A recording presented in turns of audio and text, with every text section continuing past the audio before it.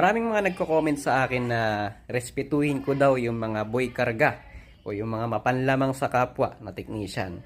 At hayaan ko na lang daw sila dahil nga kanya-kanyang diskarte naman daw yan. Para sa akin, hindi po iyan tama kasi. Tsaka bakit ako naninira daw, sabi nila, sinisiraan ko daw yung mga tao na yun.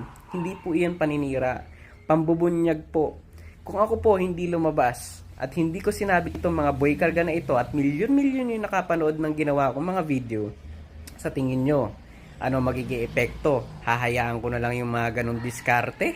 Diskarte? Hanap buhay? Hindi hanap buhay yung ganon. Ang hanap buhay, yung nagtatrabaho ko ng marangal at nabubuhay ka para kumain at para sa ibang taong mga mahal mo. Pero yung gagawa ka ng masama, para lang may makain ka, para sa akin, hindi patas yan, panlalamang yan.